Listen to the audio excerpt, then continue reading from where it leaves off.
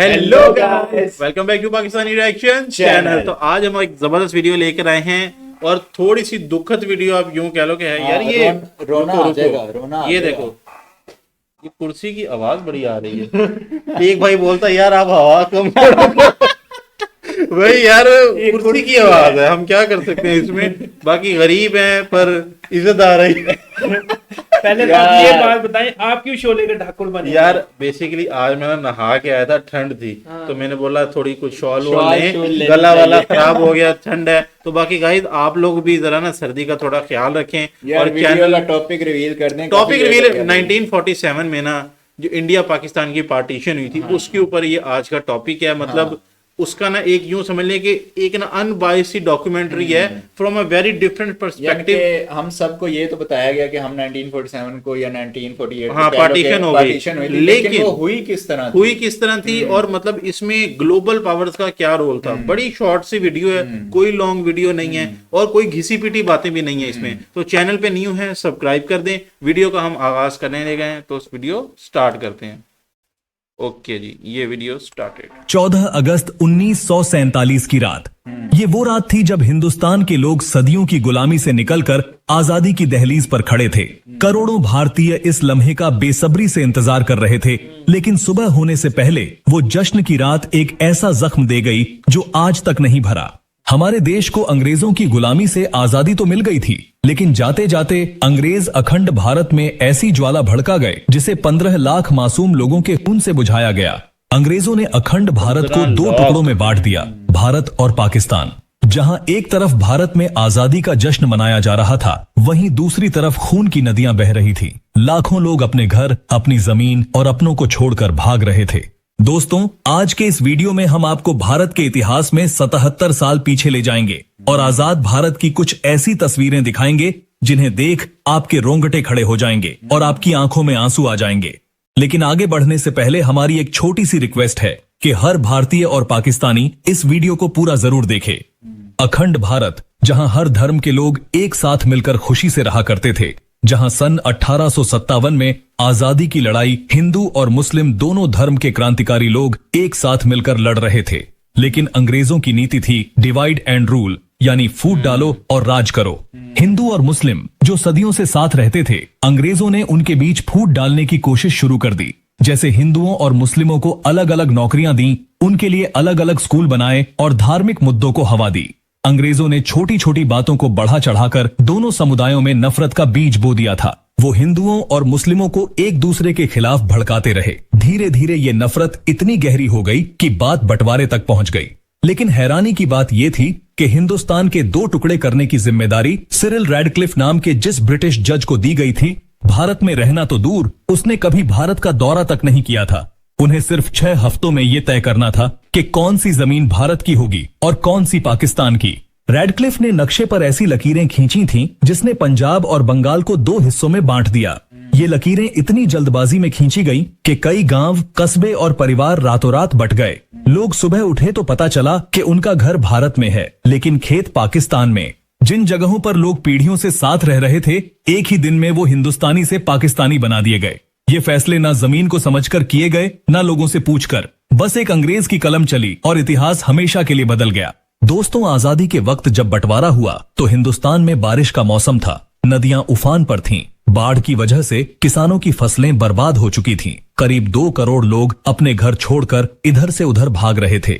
जहां एक तरफ लाखों हिंदू पाकिस्तान से। इधर मैं एक बात कहना चाहूंगा कि जौन सा गोरा इधर बिजनेस करने आया था ना, उसने जाते हुए यहाँ पे इधर के लोगों का बंटवारा किया। मतलब उसका क्या दिमाग था मतलब कि देखो किस तरह उसने, मतलब जो तुम्हारी अपनी चीज है उसका वो बंटवारा करके जा रहा है। मतलब क्या दिमाग था यार उसका। भारत की ओर पलायन कर रहे थे, वहीं दूसरी तरफ लाखों मुस्लिम भारत से पाकिस्तान की तरफ भाग रहे थे। इस वक्त अपनी स्क्रीन पर आप दिल्ली से लाहौर जाने वाली ट्रेन की वीडियो फुटेज देख रहे हैं। लोग ट्रेनों की छतों पर बैठकर सफर करने पर मजबूर थे और जिन्हें ट्रेन नहीं मिल रही थी वो लोग ट्रकों में बैठकर पलायन कर रहे थे। कुछ लोग बैलगाड़ियों का सहारा ले रहे थे तो कुछ परिवार साइकिल पर ही अपना जरूरत का सामान लादकर एक देश से दूसरे देश की तरफ दौड़े चले जा रहे थे। जहां एक तरफ करोड़ों लोगों के लिए आजादी किसी वरदान से कम नहीं थी, वहीं लाखों लोगों के लिए ये एक अभिशाप बन चुका था, क्योंकि अपना सब कुछ छोड़कर जान बचाते हुए दूसरे देश में भागना किसी भयानक सपने से कम नहीं था। हालांकि बंटवारे की ये दास्तान तो आजादी से कई साल पहले ही लिखी जा चुकी थी, क्योंकि अंग्रेजों ने देशवासियों में धर्म को लेकर ऐसा जहर भर दिया था, जिससे कई पॉलिटिकल लीडर्स ने तो धर्म के नाम पर ही अपनी पार्टीज बना ली थी।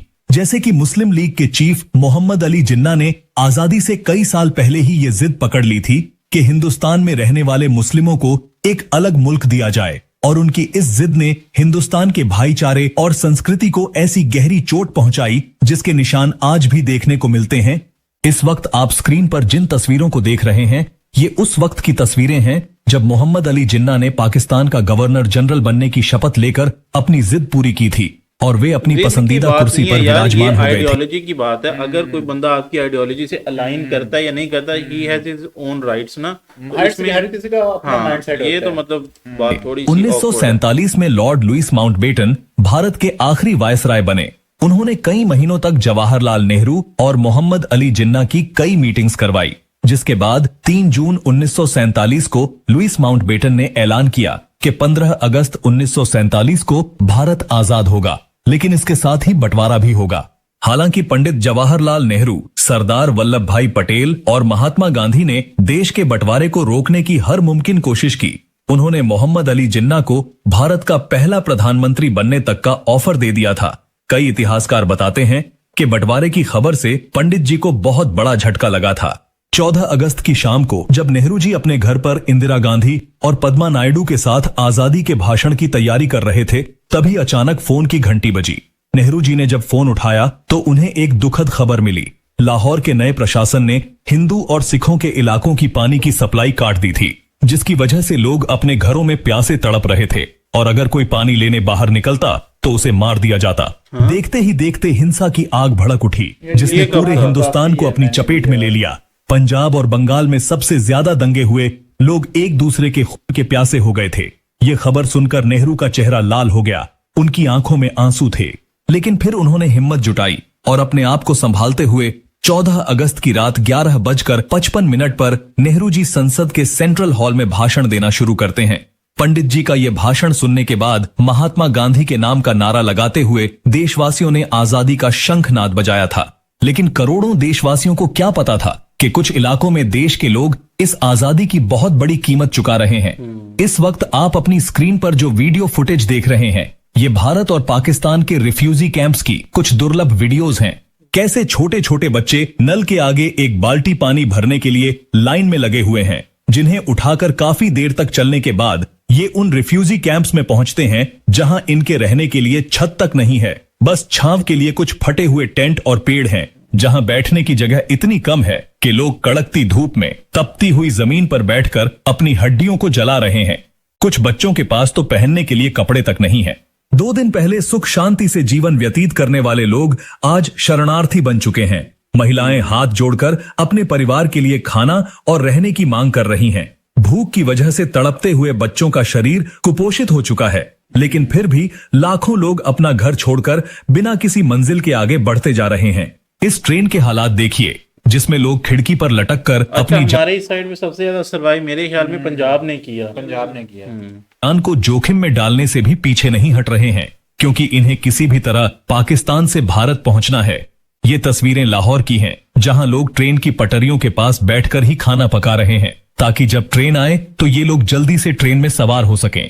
यहाँ खड़ी इस ट्रेन के न सिर्फ ऊपर बल्कि 2 डिब्बों के बीच खाली जगह पर भी लोग खचाखच भरे हुए हैं, जिनके हाथों में अपना कुछ टूटा फूटा सामान और दिल में जिंदा रहने की उम्मीद है। असल में उस वक्त जो कुछ भी हुआ था, उसके बारे में सोचकर ही रूह कांप जाती है। दोस्तों, इस फुटेज को देखकर आपकी आंखों में भी आंसू आ जाएंगे। दरअसल ये बेचारे वो लोग हैं जो उस वक्त भूख के कारण तड़प तड़प कर मर गए थे। हाथ में थाली लिए रिफ्यूजी कैंप में हमारे देशवासी पेट भर खाने के लिए लंबी लाइनों में लगे हुए थे, और जब उन्हें खाना मिल रहा था तो उनके चेहरों पर ऐसी मुस्कुराहट दिख रही थी जैसे उन्हें जिंदगी मिल गई हो। लेकिन फिर महात्मा गांधी, पंडित जवाहरलाल नेहरू, सरदार वल्लभ भाई पटेल, लाल बहादुर शास्त्री, डॉक्टर भीमराव अंबेडकर और कई महान नेताओं ने इतने मुश्किल हालातों में भी देश को संभाला, जिसकी बदौलत आज हम भारतीय ब्रिटेन से कई गुना आगे निकल चुके हैं। इस बंटवारे में करीब 2 करोड़ लोगों ने अपना देश छोड़ दिया था और करीब 10 से 15 लाख बेकसूर लोगों की जान चली गई। लेकिन अफसोस की बात यह है कि जिन ब्रिटिशर्स ने हम भारतीयों के साथ इतने घिनौने जुर्म किए जो भारत के इतिहास में लाल अक्षरों से लिखे गए, लेकिन फिर भी उन्हें बारातियों की तरह विदा किया गया। 28 फरवरी 1948 के दिन जब अंग्रेजों की आखिरी टुकड़ी हमारा देश छोड़कर जा रही थी तो उन्हें बैंड बाजे के साथ विदा किया गया था, जिसके बाद अंग्रेज मुंबई से अपनी बोट में सवार होकर बड़ी शान से ब्रिटेन का झंडा लहराते हुए हमेशा के लिए वापस लौट गए। लेकिन जाते जाते एक ऐसी चिंगारी छोड़ गए थे जिसकी आग में 10 लाख बेकसूर लोगों की जिंदगियां झुलस गई। किसी के बाप को मार दिया गया, किसी की मां ने तड़प तड़प कर दम तोड़ दिया, किसी का भाई बिछड़ गया तो किसी की बहन पीछे छूट गई। दोस्तों, अगर आप ये वीडियो अभी तक देख रहे हैं और अगर आप भी उन लाखों लोगों के दर्द को दिल से महसूस करते हैं तो कमेंट बॉक्स में उन्हें श्रद्धांजलि जरूर दें और इस वीडियो को ज्यादा से ज्यादा शेयर कीजिए। दोस्तों, ऐसी ही दिलचस्प और सच्ची वीडियोस देखने के लिए हम अच्छा, तो ये ओवरऑल आज की वीडियो थी।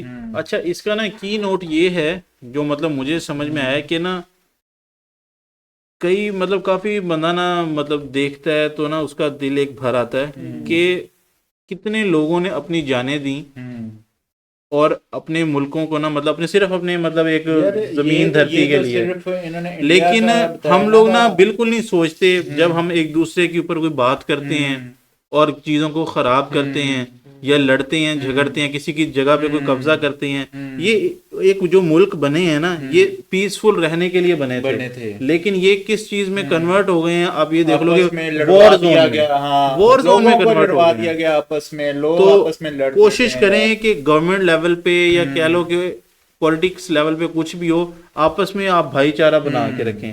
किसी को मतलब इसमें सबकी भलाई है। हाँ, किसी को गालियां देने की जरूरत नहीं है। किसी मैं एक चीज क्लियर करता जाऊं, जिस तरह ये पार्टीशन के वक्त इंडिया में ये सिचुएशन थी ना, वही सेम सिचुएशन पाकिस्तान में भी थी। सिमिलर। जब इधर ट्रेन आई थी तो लाखों लोग मरे हुए आए थे इधर। ये बहुत बुरा हुआ। ये मतलब तो लोगों की जानें दोनों तो साइड उधर भी पे गई हैं, इधर भी गई हैं। तो लोग हम जैसे एक ही लोग हैं, यानी कि उधर भी सेम है, इधर भी सेम है। तो बेसिकली वो रीजन पता क्या थी, जब भी कहीं पे लॉ एंड ऑर्डर की एब्सेंस होती है ना, कहीं पे भी मतलब थोड़ी देर के लिए लॉ उठता है तो वहां पे इसी तरह का कियोस होता है। और ये सिर्फ इंडिया पाकिस्तान में ही नहीं, ये पूरी दुनिया में होता है कि जब भी लॉ एंड ऑर्डर उठता है किसी जगह से तो वहां भी ये चीजें होती हैं। लेकिन उसकी जो कुर्बानियां हैं, जो लोगों की डेथ्स हुई हैं, जो लोग शहीद हुए हैं, तो उनकी आप किस तरह मतलब यानी कि ना जो उन्होंने आपके लिए सेक्रीफाइस किया, आप उसके लिए क्या कर रहे हो? क्या कर रहे हो? आप इस जगह को एक अच्छी रहने के काबिल जगह बनाओ,